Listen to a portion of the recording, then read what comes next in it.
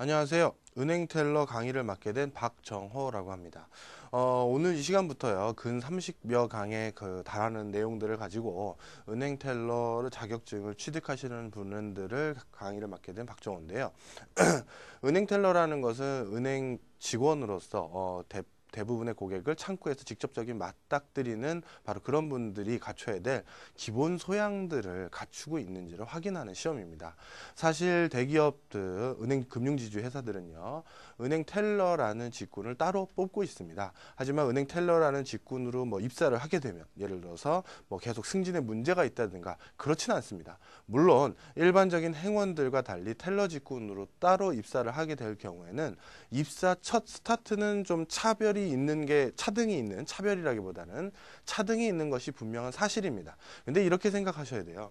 사실 공공기관 대부분, 특히 금융권은 많은 분들이 선호하는 취업 분야죠. 금융권이 그렇게 많은 분들이 선호하는 취업 분야인 건 여러 가지 이유가 있습니다. 당연히 안정된 근로 환경, 쾌적한 근로 환경, 그 다음에 적지 않은, 솔직히 말하면 많죠. 많은 보수들, 이런 게 있어요. 그러다 보니까 경쟁률이 기본적으로 어떻게 되나요? 경쟁률이 기본적으로 100대 1은 기본적으로 넘어가는 경우가 많습니다. 물론 실경쟁률이라고 해서 그런 것들은 조금 낮을 수는 있지만 일반적으로 100대 1이라는 게 결코 과언이 아니다라는 소리를 많이 해요. 그런데 자, 본인이 이 100대 1이란 치열한 경쟁률을 당연히 뚫고 가기 위한 다양한 준비도 하셔야 되지만, 제가 말씀드리고 싶은 건 뭐냐 하면요, 이거 역시도 우리 금융권 자격증 다른 걸 취득하시는 분들은 포트폴리오를 짠다, 그런 것들에 대한 개념이 뭔지 아실 텐데요. 포트폴리오를 짜실 필요도 있어요. 금융권 취업을 위해서요. 어떻게 하라는 것이냐? A라는 은행은 사실 우리가 상업적으로 이용하는 건 아니니까 실명을 거론하겠습니다. 우리은행이고요. 그 다음에 신한지주가 있고요. 그 다음에 국민 KB금융이 이렇게 있다고 치자고요. 자, 이 세 가지 은행 물론 나름대로 차이는 있지만 큰 차등은 과연 있다라고 말하기 어렵습니다. 신한과 KB는 특히 그렇고요.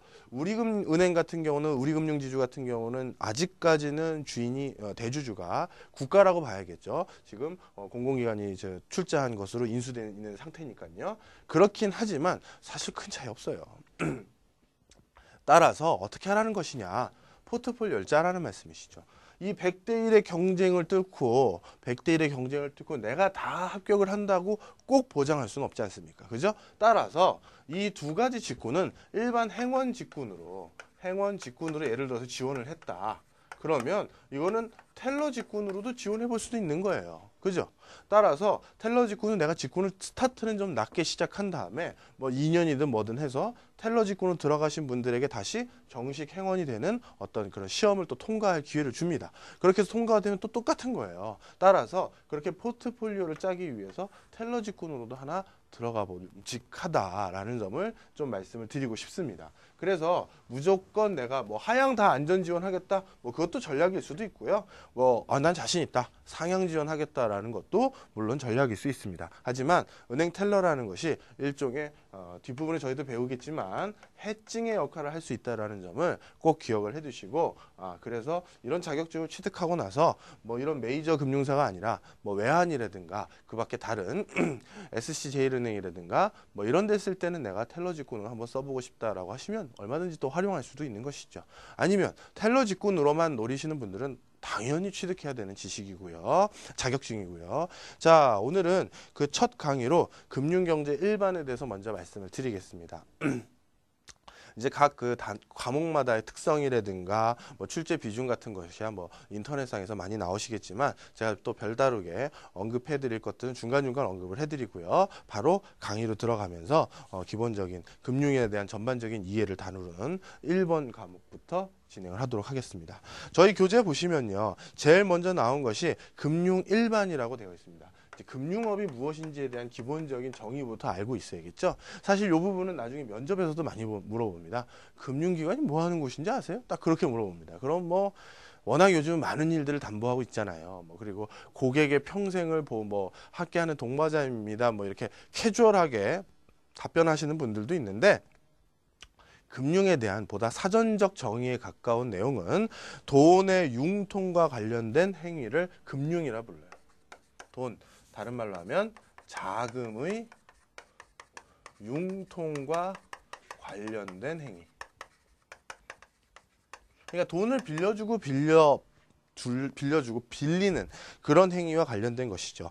첫 번째 줄에 나옵니다. 타인에게 자금을 빌리거나 타인에게 자금을 빌려주는 행위를 금융이라고 한다라고 되어 있어요. 바로 금융이라는 것은 바로 이런 기능이 있다는 거죠. 그럼 왜 이렇게 해야 되느냐? 왜 이렇게 해야 되냐 하면 당연히 자신의 또는 각 경제 주체의 만족을 높일 수 있기 때문에 이렇게 하는 것입니다. 우리가 돈이 없으면 안 빌려서 안 쓰면 되는 거잖아요. 그리고 돈이 있어도 저축만 하고 남 안 빌려주는 게 최고다. 우리나라는 약간 이런 보수적인 어떤 마인드를 많이 가지고 계십니다. 하지만 그거는 자신의 만족을 높이는 것이 아니에요. 예를 들어서 친구 시간에 돈 거래하지 않는 거다. 뭐 누구하고 돈 빌려주지 마라. 뭐 빌리지 마라. 이런 말씀 많이 하시는데 그 말이 뭐 틀리다는 얘기는 아니고요. 그렇게 말한 이유는 분명히 있습니다만 원칙적으로는 어떻게 되느냐? 돈을 빌린 다음에 내가 예를 들어서 100만 원을 통장에 방구석에 그대로 놔두면 이건 10년이 지나도 100년이 지나도 100만 원이에요. 그런데 이거를 누군가에게 적절하게 빌려주고 그리고 나서 내가 그 원금에다가 이자를 받을 수만 있다면 내 만족, 내 금전적인 이득은 더 높아지겠죠. 또한 내가 돈이 없을 때 이럴 경우가 있죠. 돈이 없어서 정말 난 이건 진짜 확실한 사업 아이템인데 이건 분명 대박날 아이템인데 내가 돈이 없다. 그런데 그런 사업을 안 한다. 돈이 없어서. 이건 당연히 자신의 만족을 높일 수 있는 기회를 놓치는 거죠. 자, 분명 확실한 사업이다라는 사람이 있어요. 그런 사람은 남한테 돈을 빌려서 더 큰 돈을 수익을 얻고 그걸 가지고 돈을 다시 갚고 나머지 자기가 가질 수만 있다면 당연히 자신의 만족을 더 높여놓은 그런 전형적인 사례가 되겠죠. 따라서 자금의 융통과 관련된 행위를 하는 이유는 이렇게 개인의 만족을 높이는 것과 관련된다라는 것입니다. 우리 신용카드로 여성분들은 쇼핑백을 장기 할부로 산다든가 또 남성분들도 신용카드로 할부로 사는 이유도 뭐예요? 내가 지금 돈 없으면 그거 못 사는데 그래도 그럼 내 만족이 떨어지는 거잖아요. 할부로라도 내가 그걸 사야 나의 만족이 더 큰다는 거죠. 자, 100만 원을 주고 400만 원을 주고 백을 샀어요.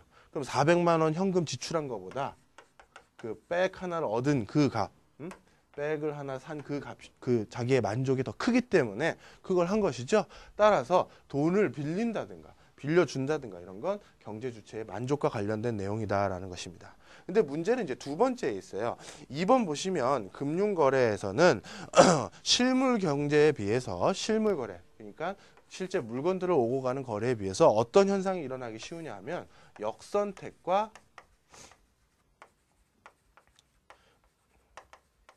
도덕적 해이가 일어나기 더 쉽다라고 생각을 하고 있습니다. 자, 이 두 가지는 무엇 때문에 유발되는 것이냐면요. 원인이 뭐냐 하면 정보의 비대칭성이에요.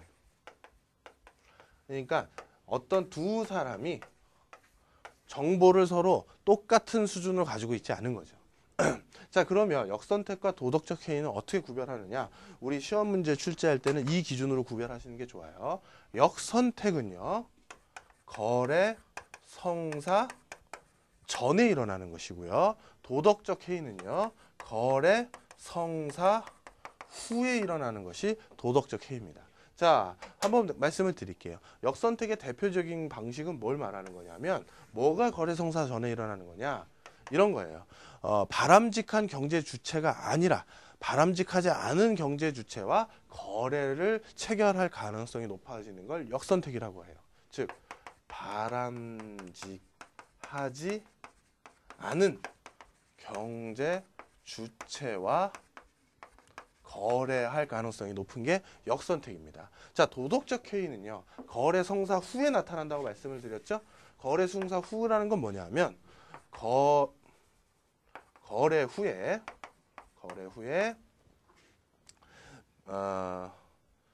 비도덕적인 행위를 하는 거를 바로 도덕적 해이라고 그래요. 예를 좀 들어보겠습니다. 아주 쉬운 얘기를 들어볼게요. 우리가 은행에서 돈을 빌려주려고 했을 때 가장 바람직한 고객은 누군가요? 돈을 당연히 잘 갚는 고객이겠죠. 그죠? 돈을 잘 갚는 고객이 바로 우리가 찾는 고객일 겁니다. 그런데 이럴 수가 있어요. 은행 입장에서는 또 어떤 욕구가 있냐 하면 내가 누군가에게 돈을 빌려주고 나서 그 사람에게 더 많은 수익을 얻을 수가 있어야 되잖아요. 따라서 A라는 어떤 사람이 왔는데 이 사람에게 대출을 5%로 해줄 것인지 대출을 7%로 해줄 것인지 고민을 하겠죠. 당연히 은행 직원은 7% 대출 금리로 7%로 돈을 빌려주면 난 7% 이자를 받을 수 있으니까 훨씬 좋겠죠. 자, 그런 측면이 있습니다. 이자율을 높이면요. 그러면 어떤 일이 생기느냐? 바로 역선택의 요인도 있어요. 무슨 얘기냐? 자, 일반적으로 정말 돈이 급박하고 절실하고 더 이상 돈을 다른 방법으로 구할 수 없는 사람이 높은 이자율도 감당하려고 하겠죠. 그잖아요. 이미 자기가 재무 상태가 건전하고 아무 문제가 없으면 7% 이자요? 말도 안 돼. 나 안 빌려요. 나 다른 데 알아볼게 하면 자기한테 돈 빌려주려는 사람이 많을 거 아니에요. 따라서 나 7% 이자율 아니라 나 정도의 신용도와 내가 재산 얼마 가지고 있고 내가 지금 사업을 얼마나 잘 되는지 알고 있는 사람 천지기 때문에 더 싸게 빌려줄 수 있다라고 생각하고 안 빌릴 수가 있겠죠. 그런데 7%의 이런 높은 이자율 뭐 이런 것들에 의해서도 기꺼이 내가 그 돈을 빌리겠다라고 하는 사람들은 지금 이미 다른 데 가볼 때 다 가본 거예요. 여기 아니면 이 금리 아니면 돈 못 빌리는 사람들이 그렇게 원하겠죠.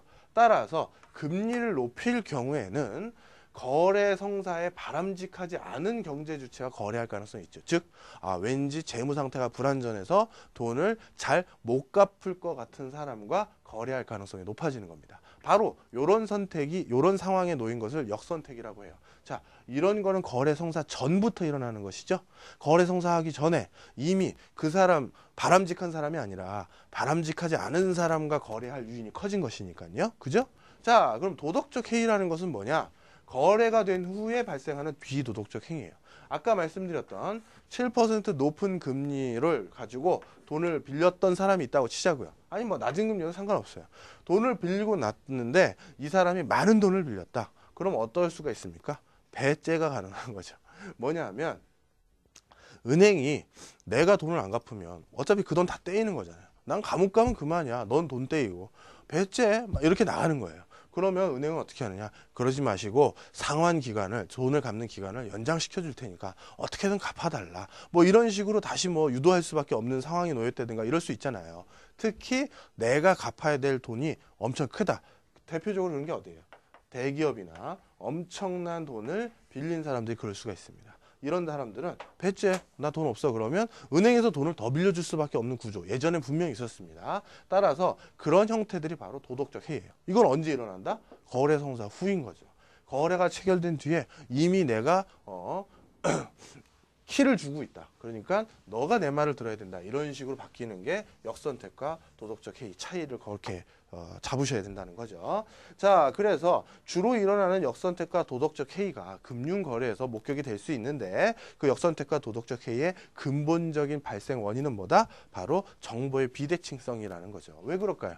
역선택은 그 사람이 돈을 잘 갚을 사람인지 잘 못 갚을 사람인지 잘 모르니까 바람직하지 않은 사람과 계약을 체결한 것이고요. 도덕적 해이도 이 사람이 계약 체결한 후에 도덕성에 문제가 생길 사람인지 아닐지를 미리 모르니까 그런 사람과 하는 거잖아요. 그죠? 따라서 그런 부분이 있다라는 겁니다. 자, 그러면 금융거래라는 것은 방금 말씀드렸던 금융거래라는 것은 정보의 비대칭성 같은 것들이 비대칭이 유발돼서 바로 여러 가지 문제가 야기될 수 있다는 걸 방금 배웠습니다. 자, 그러면 이런 것들이 문제가 생기면 그래서 금융이라는 시스템이 발달되지 않으면 사회 경제적인 특히 경제적으로 사회가 성숙화되는데 큰 장애 요소가 되겠죠.